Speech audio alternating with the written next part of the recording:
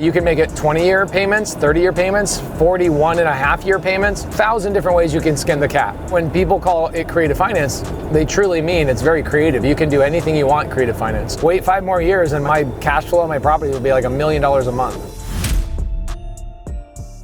As the first time we've ever explained this on the YouTube channel. This is the first time.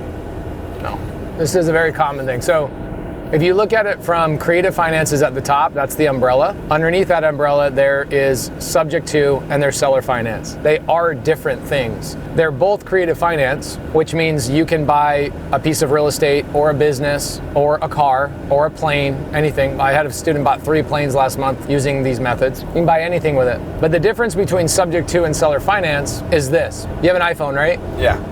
Is it paid off or do you have payments on it? Payments. Okay, perfect. My phone is paid off. So let's say Kelly came to both of us and said, hey, Pace, Matthew, I want to buy your iPhones. I go, great, what iPhone do you have? The new one, 14. Cool, me too. How much do you think it's worth? 1,000. $1,000, oh, cool, same here. So she says to us, she goes, I'll buy your iPhone for $1,000 right now because the new iPhone's coming out next month. You don't have to put it online, you don't have to deal with any of that crap, I'll buy it right now. She's buying mine on seller finance. She's buying yours on subject to. Why? Because you have existing debt on your phone that she would be taking over the payments to. That's subject to. She is buying your phone subject to the existing payments. I don't have payments on mine. Mine's paid off free and clear. Now you own your phone. Just because AT&T has a payment that you make doesn't mean you don't own it. It's just you don't own it free and clear, you have a debt on it. So when somebody doesn't own it free and clear, that's called subject to. If somebody owns it free and clear, that's called seller finance. Okay. Okay, so I go to like this guy that we're buying the 160 unit from, I bought this on seller finance, not on subject to. $15 million property he's had paid off cash for 10 years. So I'm going to him and offering, if I go, hey, I would like to buy this property subject to the existing mortgage, what is he gonna say?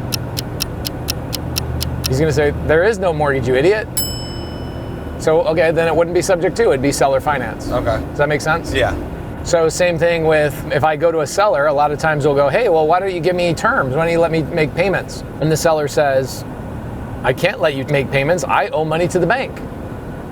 Oh, then it's not seller finance, it's subject to. I'm gonna go to you as the seller and say, let me just take over your monthly payments. So that's subject to. Now there's the thing after that is called hybrid. Let's talk about your girlfriends. How much is it worth? I think it's like $446 right now. Okay, it's worth $446 on Zillow, right? Yeah. How much does she owe? $300,000. Cool, so she owes $300.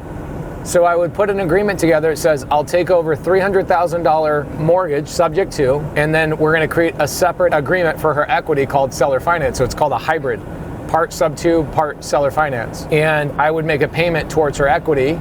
And you can make that agreement however you want, $100 a month, $500 a month, but you can make it 20-year payments, 30-year payments, 41.5-year payments, 1,000 different ways you can skin the cat. When people call it creative finance, they truly mean it's very creative. You can do anything you want in creative finance. So I go to a seller, all of this is on my YouTube channel. I have a property in San Angelo, Texas. The seller sold it to me on seller finance. What does that mean? Does he have a debt or no debt?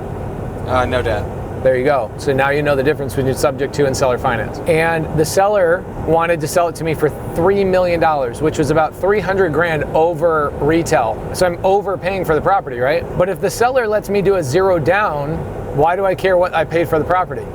All I care about is my ability to cash flow the property.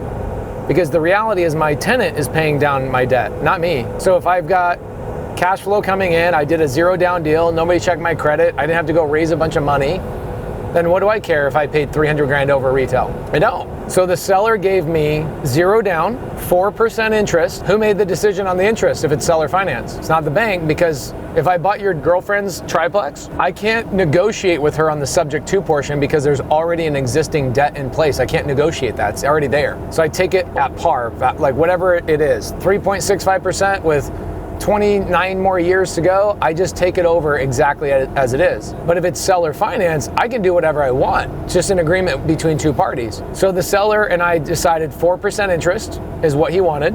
And I said, well, if you're gonna charge me over retail value, and you're gonna actually charge interest on that as well, because now you're getting your cake and eating it too. I want to have a longer term instead of 30 years. So he created a mortgage for me, because we can create mortgages. People think banks just create mortgages. No, mortgage is just an agreement between two parties that says you owe me money. So we created an agreement that I have 50 years to pay him the $3 million. Now you might ask, well, why would he do that? Gets a higher purchase price. Most of these sellers bought properties not intending to be a landlord.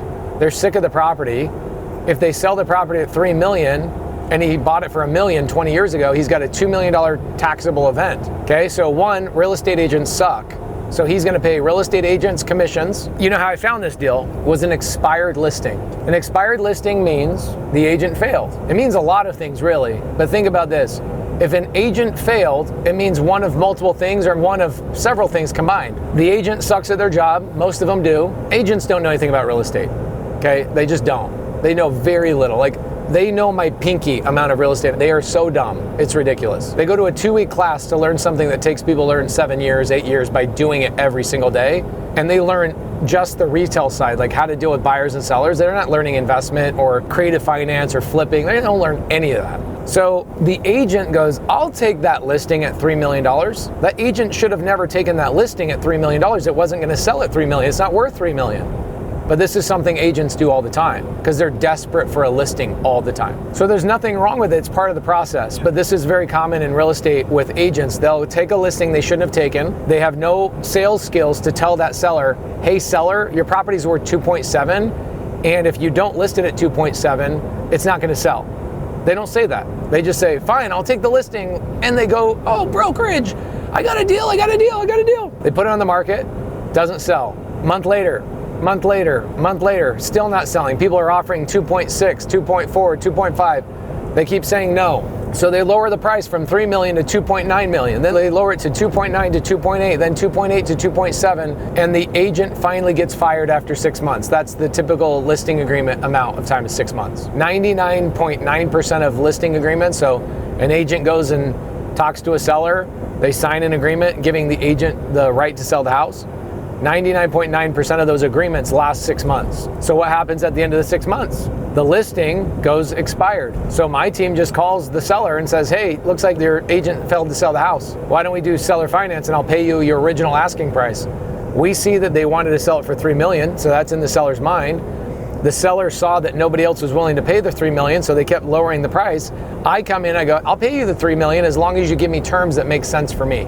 So the seller goes, all right, I'll do that. It'll help me mitigate taxes. I have a whole video interviewing this exact seller. This interview is like, I sold this property to you on seller finance with 0 down, 4% interest for 50 years for 19 reasons. And he listed out the 19 reasons on my YouTube channel. So he says to me, I'll avoid paying real estate agents. I don't have to renovate the property. I don't have to have an inspection. There's no survey. I save tons of money on taxes. I can charge you 4% interest. We can close in less than 10. I could keep going on and on and on and on of reasons why somebody should sell to you on seller finance. In a seller finance situation, you can craft whatever agreement you want. Why did I need it at 50 years? I needed it at 50 years because at 30-year payments, it's like buying a car. You buy a car and they go in there and they go, how much do you want your payment to be? And what do? You reverse it. You've bought a car before, I'm sure, at a dealership. Yeah. And they reverse engineer. They go, hey, Pace, how much can you afford? I go, 500. And they go, well, in order for us to get it to 500, they'll never change the price. They change the term of the financing. This is being done everywhere all the time. It's just that nobody teaches you this. So they change the terms of the financing. You go, okay, well, if we stay at a 4-year term, your payment's $850. But if we go to a 7-year term, now your payment's $500. Are you good with an 8-year payment? You're like, yes. So in order for me to afford a $3 million purchase price, no money down, 4% interest on this apartment, I had to ask him for 40 years, but I actually pushed for 50 and he said yes. And so that property makes me, that one property, I put 0 money down, that makes me about 14 grand a month, just that one property. So there's the difference between subject to and seller finance. Seller finance, I can get really creative to make it work. Subject to, I can't because there's already existing loan in place. Like I can't go to you and go, hey, I want to buy your iPhone. Let's negotiate how much those payments are on your phone. You're like, I can't. So I just say, let me take over your payments, $30 or whatever. Yeah. You're like, I'm not going to just let you take over my iPhone payments at $30. So that's where the seller finance portion comes in. You go, okay, well, I'll take over the $30 payment that's subject to, and then I'll also pay you a $70 monthly payment for your seller finance portion, and now you can receive $100 a month. So it just depends on what house you're looking at, how much debt is on it, how much is it paid off.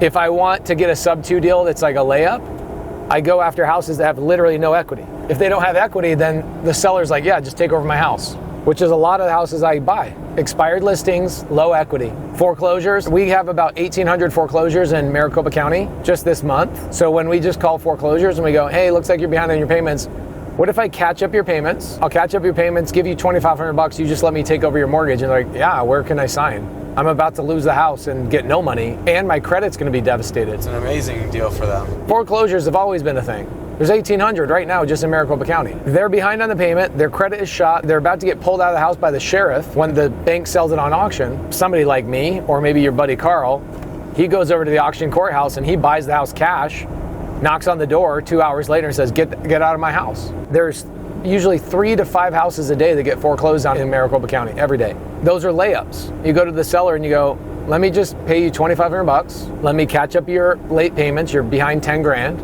I got one right now, actually. I bought one this morning. I'll give you the terms. The payment that I'm taking over is $2,100. The interest rate is 3.75%. Pretty good. That's low. Everybody else is getting 7 and 8 and 9% interest rate right now. I'm 9 or 10. Right, so this is today. The seller's behind on their payments, 20 grand. The wholesaler, which is my student, she's getting paid 10 grand. And there's an agent involved getting paid 5 grand. I can rent this property right now for $2,400. Okay, so I can make $300 a month cash flow on that money, and then 24 months later I raise the rent $300. 24 months later I raise the rent $300. 24 months later I raise the rent $300. This is also why I don't love Tucson. So when people are like, oh, I'm having a hard time cash flowing, the reason being is you chose a market that doesn't appreciate rents as fast as a Phoenix or an Atlanta or in North Carolina. So people are like, oh, it's expensive in Phoenix. I'm like, good. I want expensive markets. I want markets that people are moving to and it's growing faster than, Tucson's growing, but it's not growing like Phoenix. So what does that mean? That means there's more competition for rent. If there's more competition for rent, that means that I can raise the rent. So I'll buy a property that's making a couple $100 a month for the first, 24 months. And then after 24 months, it goes up to 500. Another 2,400, it's 800. Another 24 months, it's 1,100. Rent basically doubles every 10 years. So if I've got a payment at 2, and I can rent it for 2,400, my payment in 10 years is still 2 grand, but the rent is 4 or 4,500. So think about the compound effect of all the properties I've been buying the last 5 years. It's stupid. Wait 5 more years and my cash flow on my property will be like $1 million a month. That's insane. It's stupid. The big challenge for me is I used to flip a lot. We do flip. Obviously the TV show that we have, we flip. But the problem with a flip is that where am I building my wealth? The challenge on a flip too is you make 50 grand, but you give 40% of it to the government. You made 50 to make 30, that sucks. But when I make money on rentals and I make money on what I'm doing, it's the opposite. It actually helps me not pay taxes on other things. Do you understand about depreciation and stuff like that? Yeah, you can essentially use your rental properties for depreciation of your businesses, correct? You can use your rental properties as a way to wipe out all your other income. So I make $5 million a year on these businesses. I take my rentals and I wipe out that income and I save $2-3 million a year on my taxes. So you're saying basically that your expenses for your rentals counteract that? That's depreciation? No, it's not my expenses. Okay, so what is? The government says, congratulations, Kelly. We're going to give you a bonus because you're playing the right game. They have a tax code and it's called depreciation. So pull out your phone real fast. I'm going to give you a quick little education on this.